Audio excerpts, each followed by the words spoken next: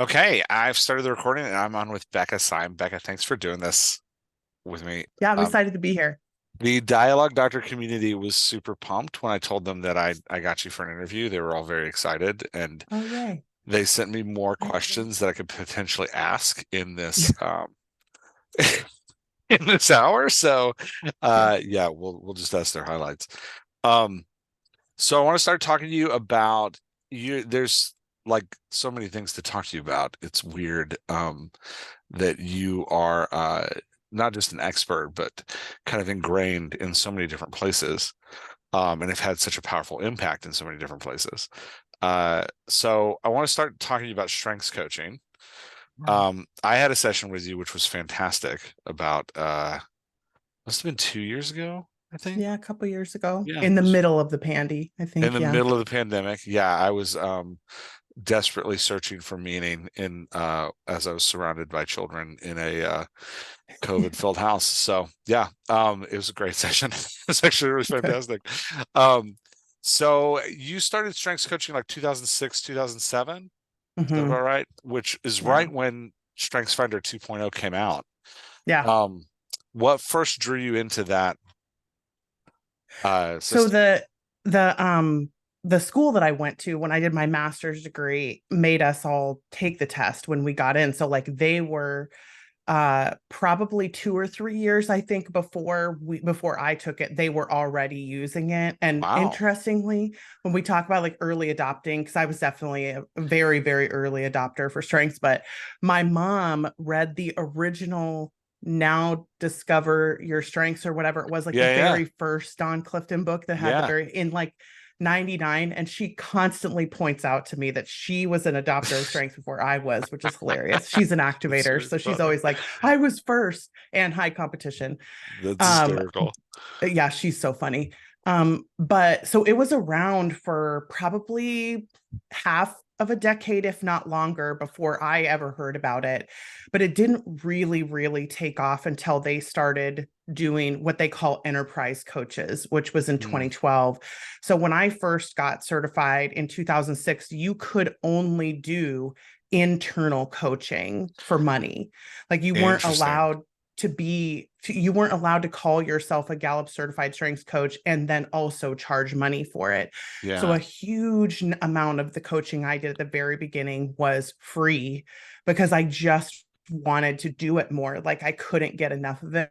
And I did become an internal coach for the organization that I was working in, and we had sort of like multiple different organizations that we were connected to. So like I would just be Mm. like, do you guys need a coach? Do you guys need a coach? And I would just coach literally everyone. There's a joke that my staff used to make. So in the StrengthsFinder 2.0 book, there are these red envelopes in the back that have these like codes in them, right? Yeah. And I used to buy bulk copies of those and No tear all of way. the codes out and just carry them around with me and be like, have you taken the strengths test? Here's a code. And I would just hand them a red envelope and write my email on it. And finally, I had like stickers made that would be like, please email your results too. And then I had my email, That's because I hysterical. just, yeah, like there was no infrastructure for it at the time. But the upside though was we got trained really differently. Like they really, I mean, the intensiveness of that training is hard to Mm, explain because it was not just like the training we went through itself, but it was also pre and post training. Like interesting. we had a they just really wanted us to be really good at identifying the strengths and at being the best sort of development coach. In fact, when I got certified, I was certified as a strengths performance development coach or something like Wow. that. Like it was such a different That's word, and fun. it was a different philosophy of coaching back then, which we wouldn't have the program that we have at the BFA if I hadn't been trained so early. Because when they started training in 2012 and they were certifying enterprise coaches, the training just shifted. Like they Mm, became sort of, let's get the information out to as many people as we can. And oh boy, everybody's not the same level of good at coaching. So let's bring in International Coaching Federation. So mm, ICF yeah. certification became part of the program. So the sort of genesis of the coaching system was like it really shifted over the years. And today, if you take the training, there's so much more focus on being a good coach than Hmm. there is on knowing the strengths, which I think is makes me sad, because I think the Yeah. power of the tool is not in coaches being good coaches, but it's in the tool being as scientifically correct as it is. And so the Yeah. more we know the tool, the better coaches we are. But, I don't own anything. I don't own Gallup. If What? I win the lottery someday, I'm like, if I could buy Gallup and then just like, that's like my dream. That would be so great. I Send would them love back it. to the old way they used to do it. Oh my gosh, it was so great. And unfortunately, also the guy who was kind of the champion of that program passed away. Oh, And so he's not, and he was top 5 developer and top 5 learner. And yeah. he just really saw his job more the way I see my job as a coach, which is like the strengths are interesting to understand how you think. Yeah, it's fascinating. Hmm. But the goal is the top 1% capacity. Like when you know what that program is capable of, if it can help you get more into that, what I call better, faster, what they would call like exponential development, right? Yeah. If you can get more into that, then it's sort of a limitless development tool. And when you're not using it that way, when you're just using it as like a descriptive personality tool, Yeah. that's really only half the power of the tool. Interesting. Yeah, I think I took it first in 2007 in a team context. And Yep. like you're describing, we had no coach. We just read the Yeah. book. We took that red envelope. We took the test. We Yeah. all read each other's strengths and we were like, this is fascinating. I think the only thing that really came out of it was I was like, see, stop calling me a pessimist. I'm context. I'm not a pessimist. Yeah. So sad because I was a staff of all futurists. So they were all like, Oh, right, right, right. future, future, future. And I was like, no, but the last time we did this. And they were like, will you Yes. stop being such a pessimist? But yeah, so it was but that was like the extent of what we got. So I think my first session with you was the first time I think somebody had actually really trained me how to use it. Yeah. So outside of just comparing myself to other people, but really starting to Yeah. understand like this is how this works. Or like explaining away, like it is a really helpful tool for that, for like the context futuristic thing, right? Yeah. Where it's like, Yeah. no, no, no, Jeff is providing a good service to us, and it's a necessary service to the whole team because we want the team to function its best. And he's not being oppositional, right? Yeah. He's Yeah. trying to offer the full picture of kind of how humanity is supposed to function, which is really the kind of core of strengths. It's like you can't just be futuristic all the time. Hmm. Also have to, if you're going to be as successful as you can be, like it's a kaleidoscope, right? Yeah. All of the talents are necessary for us as a team to be really, really effective, not just one section of them, unless the team is really specialized. But yeah, that is really only part. And I think it is the least important part of the tool itself, because the tool is not just a language, it's a lifestyle for me anyway. Yeah, I think for a lot of people, I mean, I don't want to call it the cult of Becca, but there is a little bit of cult of Becca in the author in a very positive way. Not that Right. you're like getting people to drink Kool-Aid, but in a, like a very No, no, positive no. way that I think when I came into the indie author space and really started to connect with other authors, I was shocked not just for those that work with you and those that like use your coaching.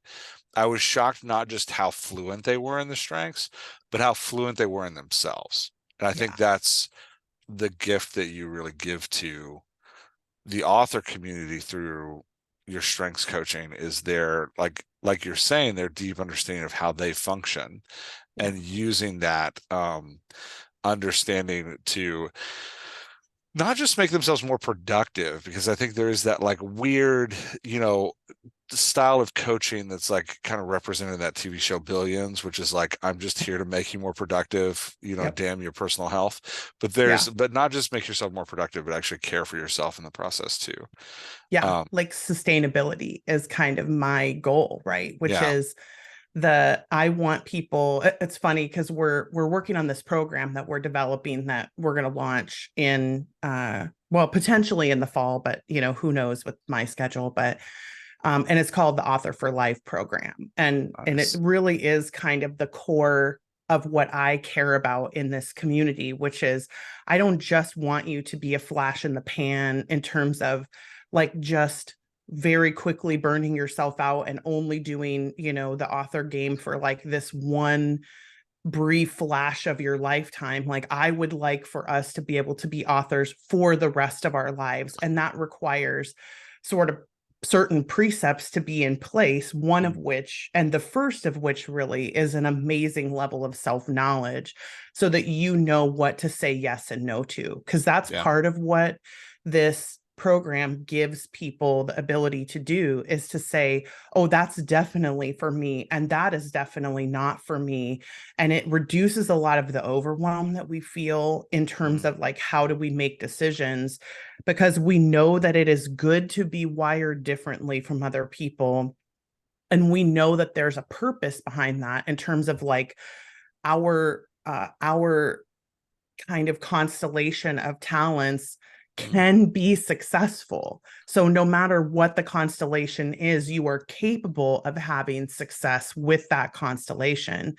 And there Yeah. is no special magic combo that is going to make everybody successful. Because we use this example a lot, right? Where there's a strength called competition, which is sort of the drive to be number one. Hmm. And so everybody assumes that people who have competition must be number one in the author community all the time. And I'm like, well, yeah, there's a number one competition for sure, who Hmm. is a very well-known person in the industry who is consistently ranking high in the store. But like, of all the clients that I coach who have hit number one in the store, only one of them has top five competition. Mm. So like, it isn't a promise that if you have competition or if you have significance or if you have achiever, you're gonna get it what you want and no one else will. Yeah. Right? Like, everyone else is just doomed to fail. It's literally like, if you could see in the top 10 at any one time, the difference in strengths of the people who are there is so significant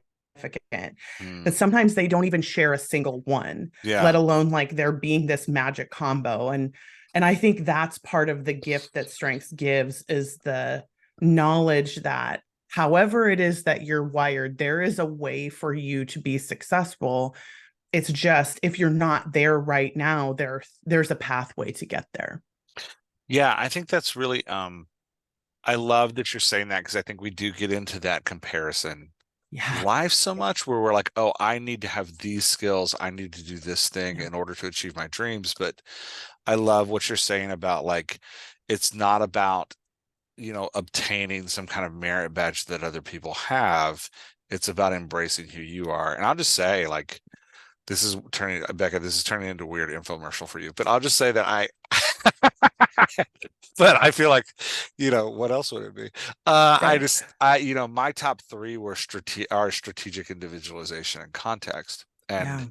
I remember when I talked to you, I was really at war with myself in a lot of ways, because I was like, I cannot, I was really struggling, because I was like, I cannot match the pace and um, the requirements of the write fast, publish, repeat, kind of gold rush age of publishing Yeah. expectations at the time.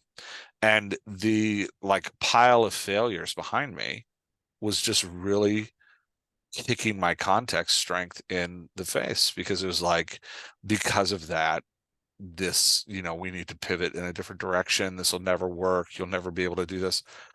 So I think being able to embrace myself actually led me to a really solid place of understanding of like, it's not that I can't achieve my dreams. It's that I need to slow down. I need to be strategic about it. I need to allow myself to find my own path. And Yeah. I need to find paths that, like, rather than working to a mass market, which is like directly in opposition to my individualization, I need to find ways to focus in on that. I can do special things for individual people, and like I Yes. can do special. And so being able to lean into my strengths like that really did send me on a very positive path of like financial success in a moment of desperation because I had kids going to college with no way to pay for it. And Yeah. so, there's still a long way to go. Like there's five of them, but I've got two of them in college now, and they're like fully paid for from Nice. my work, which is great. So it is that like being able to find yourself in your strengths and understand that like it's not about fighting against who you are to become somebody else. It's about embracing who you are to find a path for yourself. I think is Yeah. it's beautiful. Like, so you've been playing with not playing with sounds so diminutive. I'm sorry. You've been incorporating the Enneagram into your work a little bit. Would you talk? I'm a huge fan of the Enneagram. That was Yeah. another life-saving thing for me, probably 10 years ago. Talk a little bit about how that's working for you for Better Faster Academy and what's in the quick cast and yeah. Yeah, when we first started using Enneagram in Write Better Faster, which is sort of like we try to look at as full of a picture of people as we can, right? Is that I was noticing that there were things that the Enneagram was explaining about people that like strengths can't explain, or that other personality tests can't explain, because like any test, each test is sort of geared toward what is it that we're trying to describe about the world, and how are we categorizing that, and then how do you know that it's okay to be the way you are based on how you fit into those patterns, right, or don't fit, which I think is part of strengths. It's like, okay, this is what intellection is supposed to look like. How are we not allowing that to happen, right? And then Mhm. can we develop that into a better place, or is there a caveat with your intellection where yours isn't supposed to work like that and your success is coming from a different strength, right? Mm. Enneagram was sort of similar in that way to when there are differences between, let's say, one empathy and another empathy, or one strategic and another strategic, and I would look at their strengths and I'd be like, okay, well, a lot of strategic intellections act this way, Mm. but it still doesn't explain the difference between like a very large pattern that I would see, right? Where like strategic intellection, but then with some other quality. And I couldn't quite figure out what the quality was. And as we were like reading the Enneagram stuff for a totally different reason, and then Claire Taylor came on the scene and started Yeah. talking more about it. And actually the first introduction that I had, well, I guess technically the first introduction was like decades ago, but the first introduction I had that where it felt useful for me Hmm. was when they were describing this concept of core desire and core fear, Hmm. right? So like when Claire would talk about the games, that the silly games that we play, right, which is one of the emails that she sent that had got somebody forwarded to me, and they're like, this Yeah. is brilliant, and I was like, this is brilliant. But it's when I play a game to win a game in a certain way because I'm driven or my desire is a certain thing. It's like there are these more linear, more the strengths are so complicated, right? It's like they Mm. proliferate in complication out. And this was sort of reducing some of the Enneagram was reducing some of the motivation stuff into a more linear, easy to describe way, where like she would do these emails where there's like, 9 motivations and Yeah. then one topic, and I'm like, oh, I do this all the time, but I tend to do it with like a particular topic and then just intellection or just responsibility or like just one strength.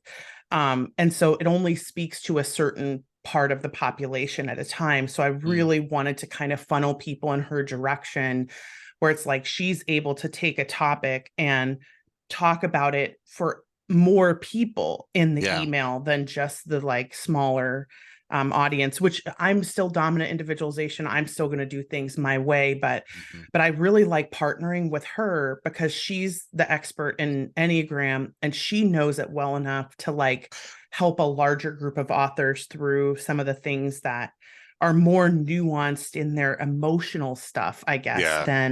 than like I really like to deal with strength motivations in a different way.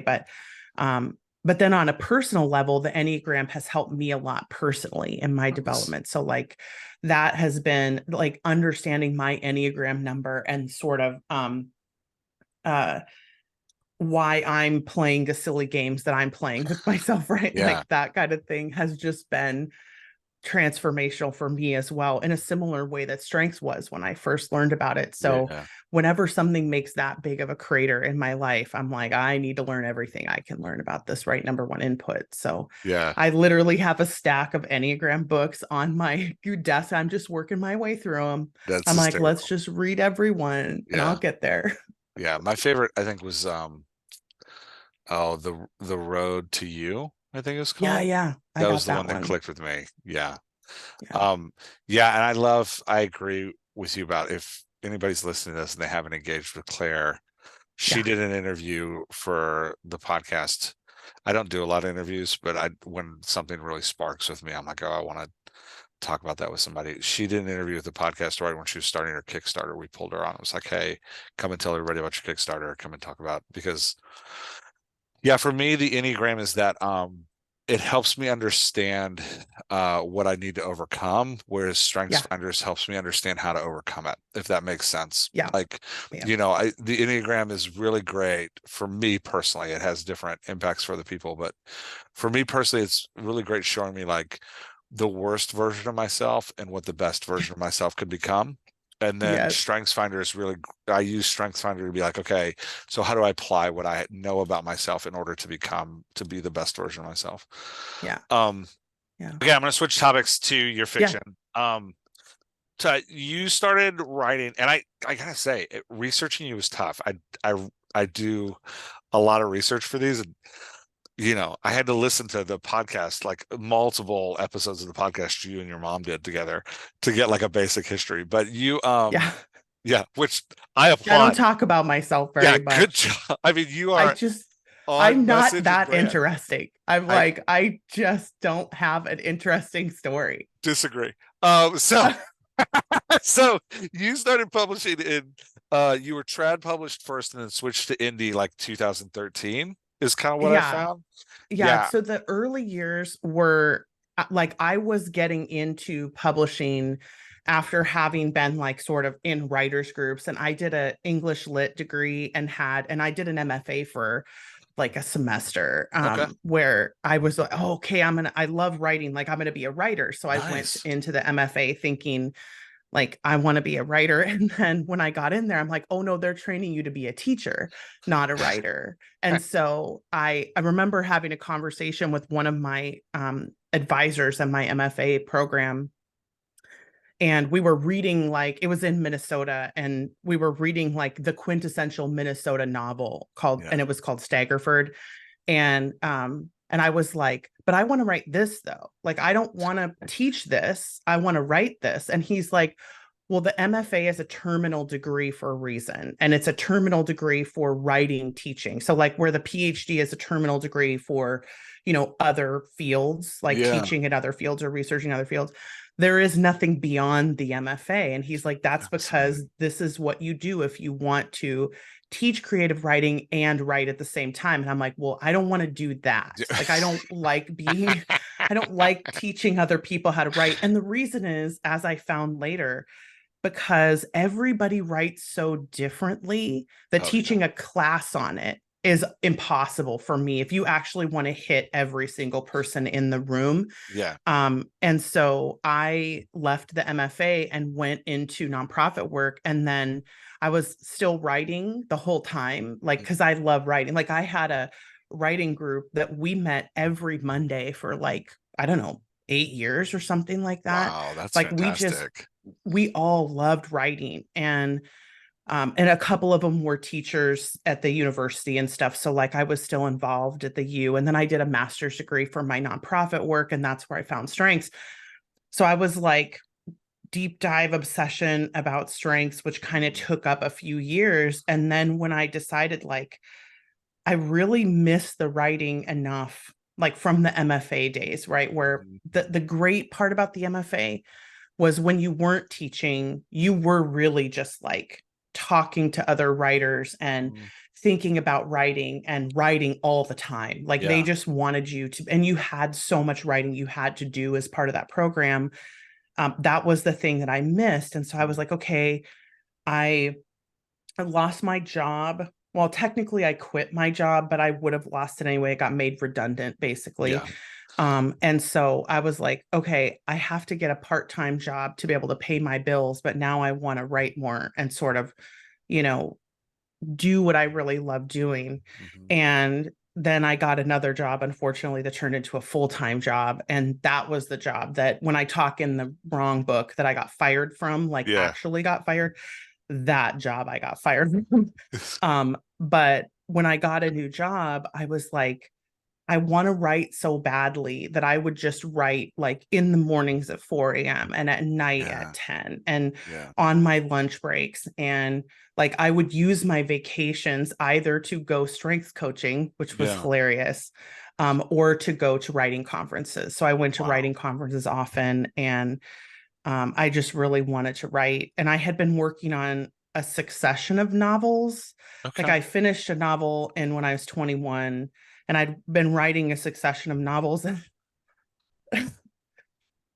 if you're not familiar with the stigma of romance writing in the community, I have to wonder if you've been alive Yes, at all, seriously. but there's such a huge stigma about romance writing. But like all Seriously. of my favorite novels at the time were all romance novels, and they were so well written, and they were the things that I Yeah. enjoyed as well. So, All of um, everybody's favorite novels are romance novels, which is what makes the right, stigma so insane. I don't know why. I mean, I Yeah. know why we get there, but it's like it's so It's annoying. yeah. It's As not a as bots buying those millions of books a year, right? right, Like, come it's on, like people. they're real people and they're great books, but Yeah. also like there is definitely a stigma in having come from lit fic, which Mm. is what MFAs generally are. Yeah. Not anymore, they have MFAs in pop lit, but um having come from lit fic, I kept trying not to write romance novels. So I would like start novels and they would not go well because I was just like, and then they're going to get together. And it's like, well, this is not a romance novel, Becca. And I'm like, God, okay, fine.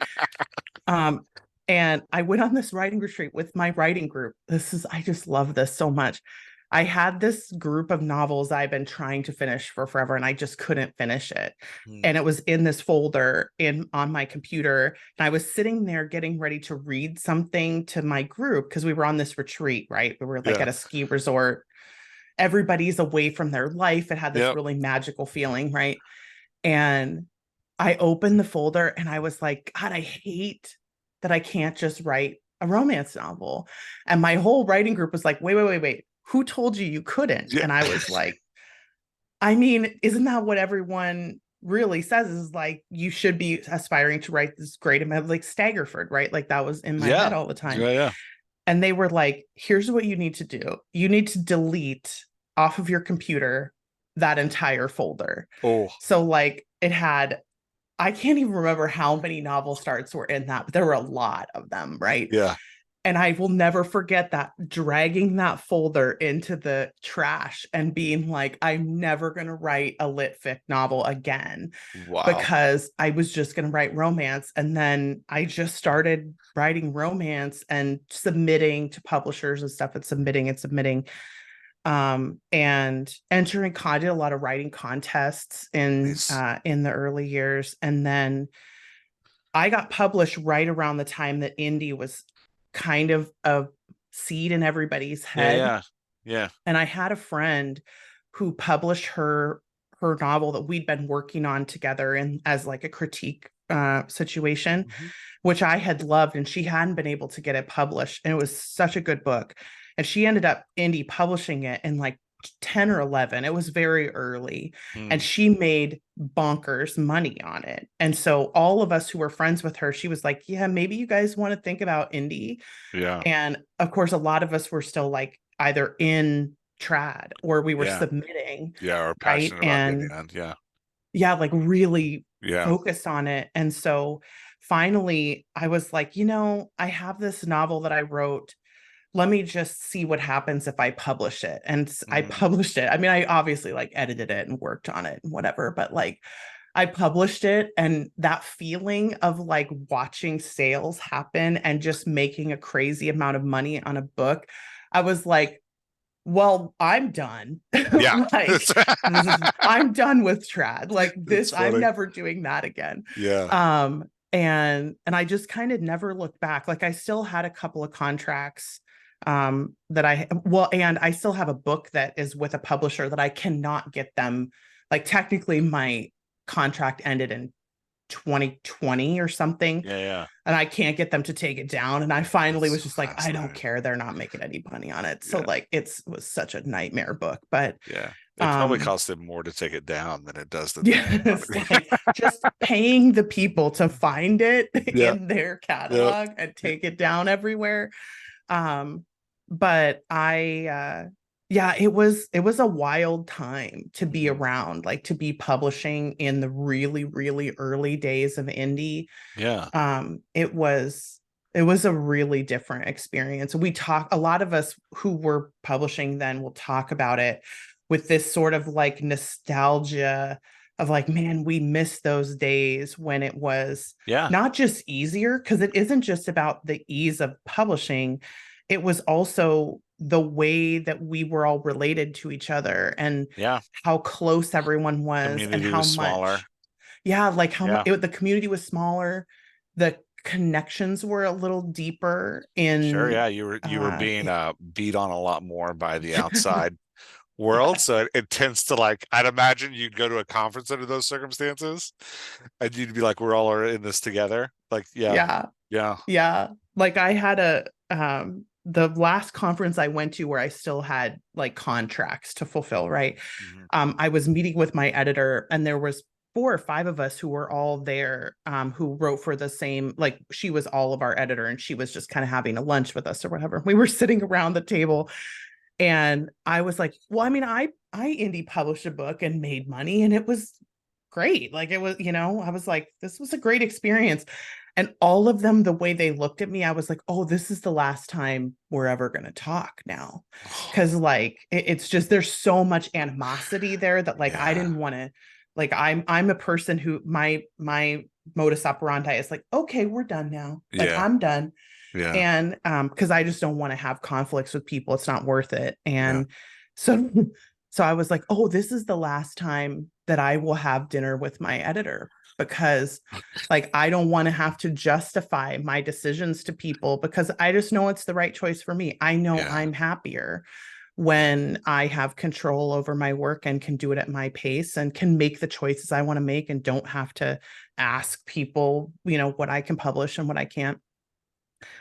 And yeah, it was a wild experience, but yeah, I miss it sometimes. yeah. Yeah. And you're still publishing now? Are you still writing? Kind of. Okay. Yeah. I mean, I would say the last 4 years of doing this work has been very detrimental to my fiction publishing career. Like I have written,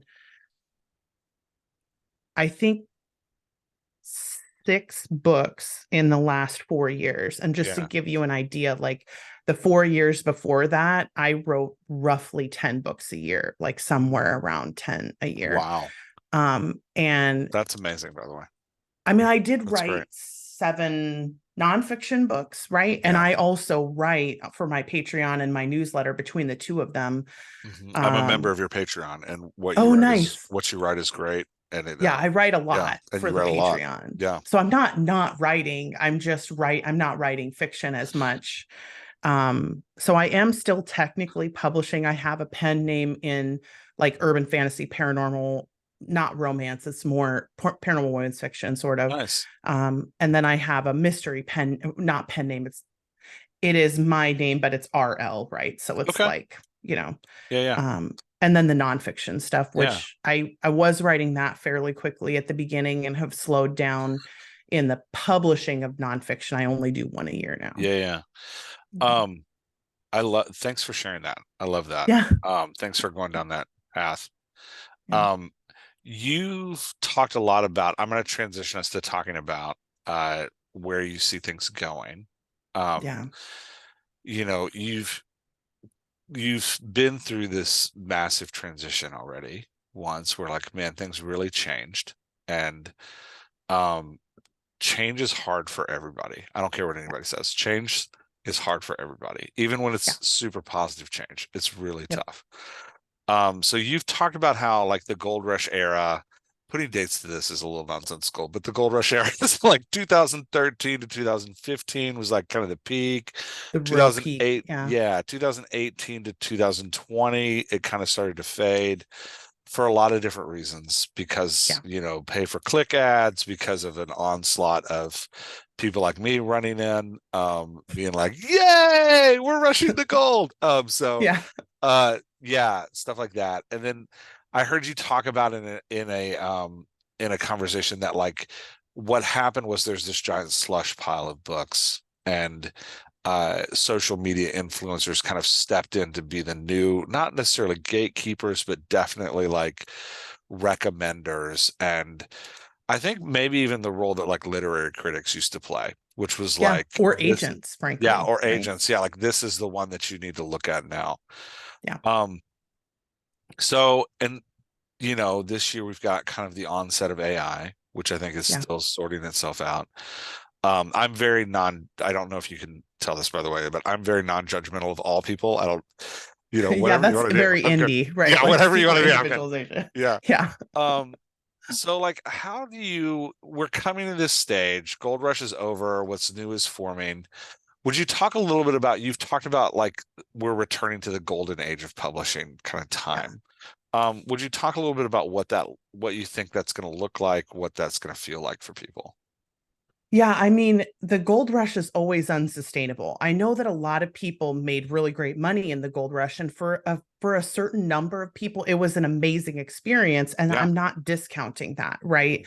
But just in terms of the sustainability of that model, it's not sustainable for people to work themselves to death on that level. Yeah. And one of the things that happens when industries normalize and sort of the rules form, right? Like once you get out of the kind of Wild West experience, and then all of the rules start to form, and there now are governances. And even if they're not intentional, even if it's not like there isn't a, let's say, New York Publishing sort of was the original kind of Mhm. rules of publishing for a long time, where it was like you could only get seen if you passed through the gate of this. Well, Yeah. there always are going to be rules about who gets read and who doesn't. Hmm. And every time it's about money, Yeah. every time. Always. Like, I don't know why we don't understand this, that somehow there's going to be a time when money doesn't matter. There's never a time when money doesn't matter. It Yeah. always matters. It is a weird Um, thing in the author space that we want to believe that money doesn't, like, you and yeah. I have both been in multiple industries. Yeah. It, every industry, even when I was working nonprofit, it's always about the Even in money. nonprofits, And it's awful. there's always gatekeepers, There's and the always way that they gatekeepers. manage the gate is by distributing the money. Like that's how it Yes. works. That is literally the rule of like Yeah. existence in this world. And Yeah. And especially, yeah, but yeah.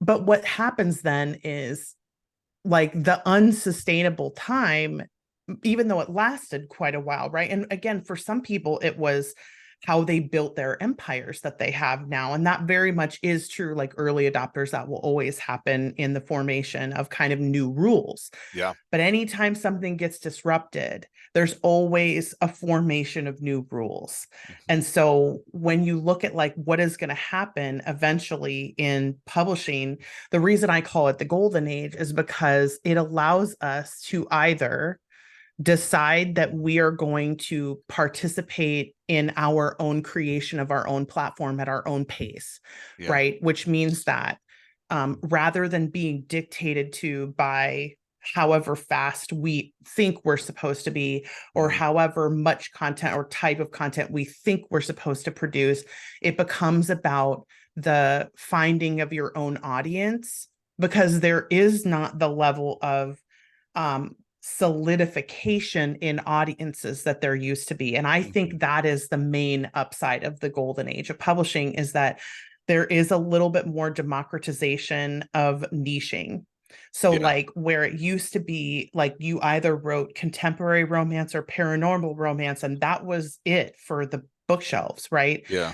Now we have the ability to get so specific in what it is that we write and what people like. And there's almost this like um individualizing capacity that the market Mhm. has. And it doesn't mean, what I don't mean by golden age is that everyone who wants money is going to be able to make money. That will never, ever No, that's happen. never been true. Like, even in the gold rush, that wasn't No, true. that But was it, not because true. there still were hundreds and thousands of people who were not making any money really, like sustainably in the Yeah. gold rush either.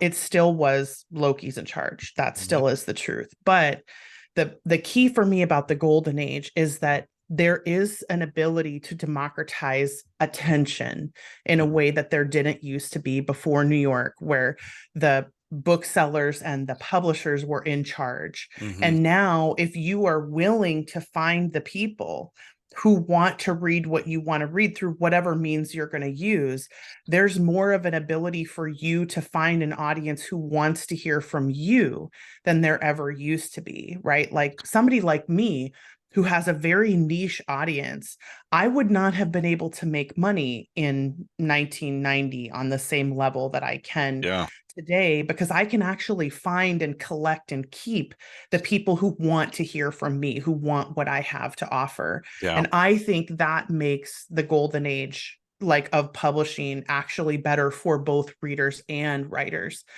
because then like if I like a particular type of book but I don't love it, but I would love it if it was slightly different, and I can find an author who writes that thing that I love, and then I can give them money so that they can sort of do this sustainably for themselves, Yeah. or they're willing to do it sustainably for themselves where they do it for their whole lifetime. I think that is the most exciting possibility ever. And Yeah. I think that's going to happen regardless of AI, regardless of anything, right? Regardless of TikTok, regardless of whatever. Yeah. There's always going to be an opportunity to have that. If you want to do this for long enough, there is a possibility of doing that in a way that there didn't used to be, where when New York was in charge, you had two books to give them to make money for them. And if Yeah. you couldn't make money for them, you may never write again. And if you couldn't do what they wanted you to do, they had the power to say, you know what, you're used up. We're going to try a different one. And then it was just like, good luck ever publishing anything again. And for me, I think that is a way worse future Yeah. than the future that we have right now, just in terms of like for the average author, right? Like for the Yeah. generic author. How do you see the trade-off in that, as the democracy, the democratization of attention across like people, um, and the ability to grab and retain an audience. How does that impact the like dream of being the internationally renowned Grisham, Nora Roberts, that New York fostered? And Yeah. yeah, like what is because I want part of the reason I want to talk to you about this is because a lot of people in my community and the dialogue doctor community are getting their first, second and third novels out. And they're at a place Mm. where they're like, what is my dream? What is an honest dream? And what is Yeah. what is a fantasy that may need to be let go of? How do you, and the reason I ask that question is because niching down, well, Godin talks about the difference between like selling to the mass or selling to the individual, Right. right? Like, Right. would you mind talking about that a little bit and how you see that? Yeah, I mean, there's always going to be a need for both, because so let me try to describe something that is I think of in a particular picture because I saw the Pew study about it once that put it in this picture, but it is actually way more complicated than this. Yeah. But ultimately, there are a certain number of types of readers. And when Pew did this research originally, it was like in a pyramid, right? Hmm. So it was at the very bottom are the people who buy a ton of books. And then at the very top are people who only buy one book. So there's always going to be and then in between, there's like, I can't remember how many levels. There were like three or four different levels, right? And it would go, one or two to four, 6 to 8, sort of like how many books do you buy a year? Yeah. So the more you go towards the top of that pyramid, the more you have to be in Grisham Roberts territory, right? Like the people who basically only buy whatever the book is that everybody's Yeah. talking One about. or So two the books year a that they year. bought, Yeah. yeah, everybody bought the Goldfinch, and then everybody bought Circe, and then Mhm. everybody bought, right? So like I only buy one book a year, and I only buy what they talk about on Good Morning America or whatever it Yeah. is, Yeah. right? But as you go down that pyramid, the readers themselves become more and more accessible to a wider number of authors. Mm. But at the top, there's always going to be this sort of, we only read the blockbusters, we only read or one of the other categories was like, I pick one or two authors, like the people who only read Clive Cussler or Hmm. who only read James Patterson. Yeah.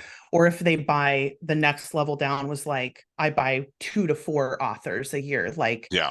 the 4 romance novelists that I buy or whatever, right?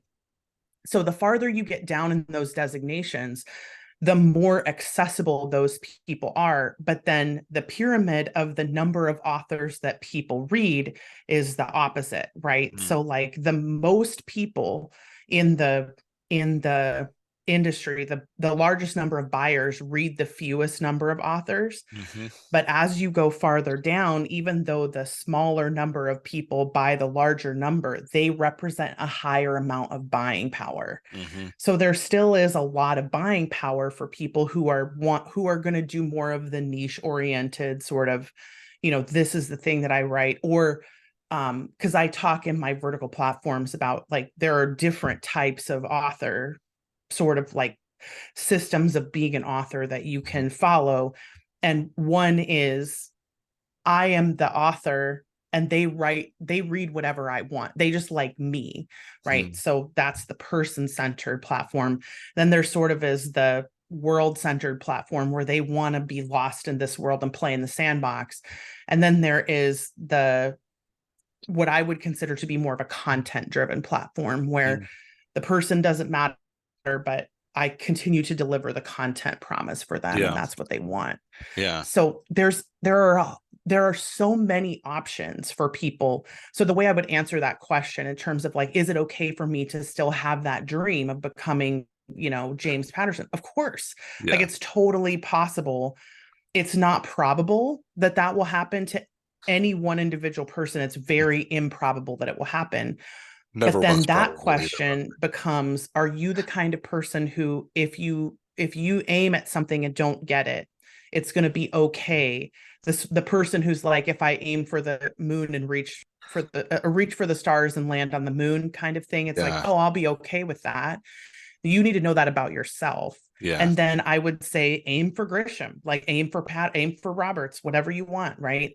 Yeah. But if you're the kind of person who is not going to be satisfied if you have a dream that you aim for and you don't accomplish it, then that's a different question. Because I would say you can't know whether you are going to be Nora Roberts or not. It's Mhm. not possible to know that for sure. Yeah. And so then we want to have different conversations about sort of stratified visions. And the other piece I want to say about that group of people, because I would say I fall in that group of people.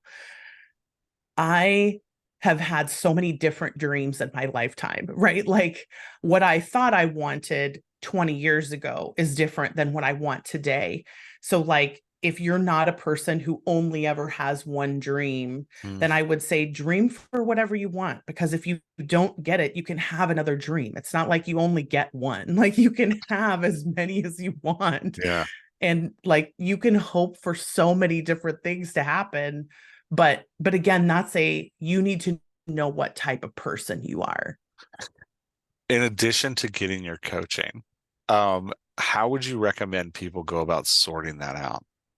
Because I think there's a So fog of dream, right? Like there's a yeah. like I don't and I can say like it's probably for my fiction.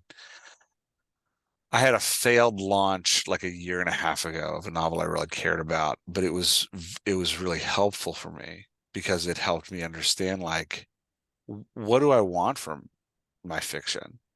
Because even though the launch was a failure, for things in and out of my control, I was like, I'm still really happy. Yep. And so it led me to have a conversation with myself about like, what role does this play in my life? Part of what also helped was that like the desperation of economy, like the need to make money on everything I was doing.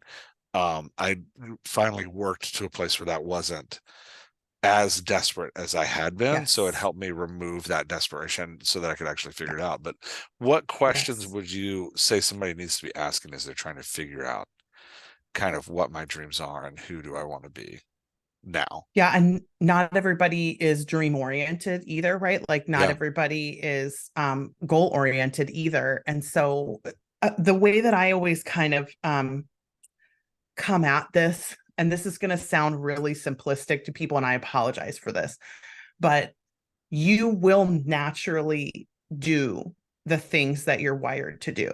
Mm, So, like, if you're naturally a person who's like, I've never had a dream in my life, okay, there's not a good chance that you're going to become inspired if you have a dream then, hmm because that is how you have manifested in throughout your life your success. So don't worry about it then if you have not ever done that. And the people who are extremely goal oriented and think everyone needs to be goal oriented, then you want to always suspend your belief of someone when they're trying too hard to convince you of something, especially if it's something that you have never done in your past and it's never worked for you before and you've tried it. So, for instance, I use SMART goals as an example a lot because almost everybody who's been in any corporate setting before has been Oh told to yeah. use SMART Gotta use goals. smart goals. Oh Yeah. my God. If I've I, I'm working right now with a crew in addiction recovery, and they're working with addicts to make smart goals. And I was like, I cannot believe this has pervaded all the way down into all the addiction way recovery forever, circles. and it's This is like, wild. Yeah. I want things to be so much more individualized than they are, right? Like when I Yeah. listen to people talk sometimes I'm like, oh, do you Yeah. like what happens if they fail at this? Then now are you based, and again, not that, 100%.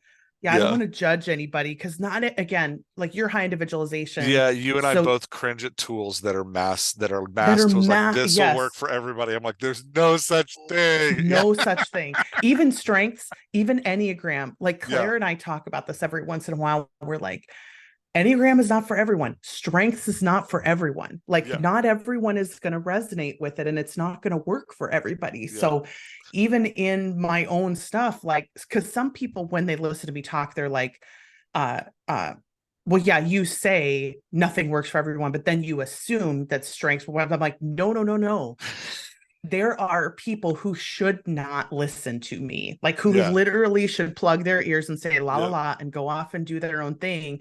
Because if I don't resonate with the way that you think, that is the test about hmm whether you should listen or not. Yeah. And I think a lot of us don't know to trust ourselves. And I use this certainty and correctness continuum a lot, right? Where hmm it's like the way that we biologically want to be is that when someone is very certain about something, we want to assume that that means they're very correct about it. So, Yeah. like, we put those two in a dependency and we make them parallel to each other. And we're like, oh, their certainty is going up. So they must be correct.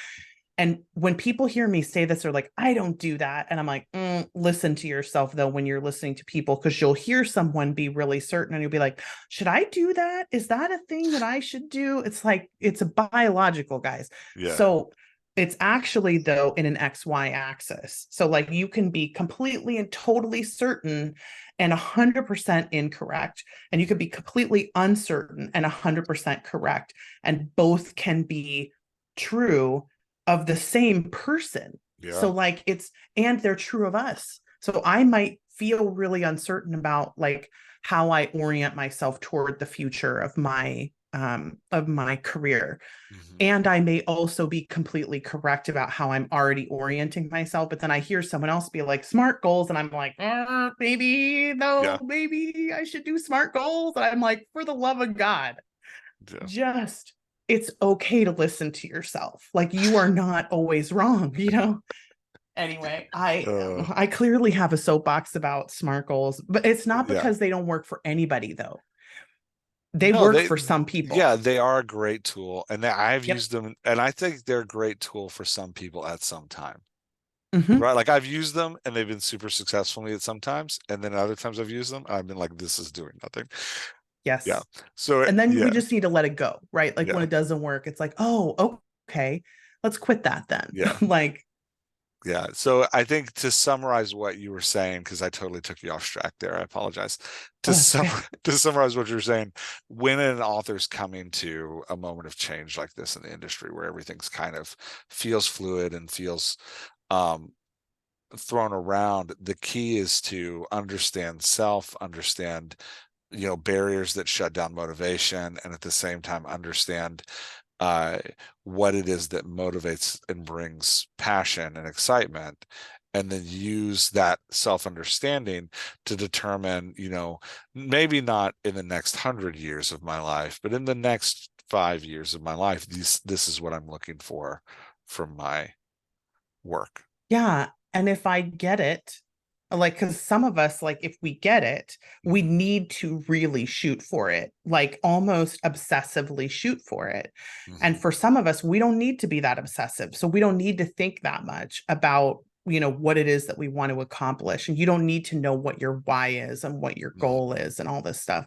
But for some of us, we really, really need that picture. Like, we need Yeah. to be almost obsessed with, like, I'm going to become the next Nora Roberts. It's like, okay, do that then. Like, if Mhm. that's what's in your, like, if you know that you need that level of focus and obsession, then you need to just feel like you can do that and that is yours to do. And then go and find people who will support you in that, Hmm. and find communities that will support you, because the one thing that we can't do, I don't think, in this community, is we can't be alone.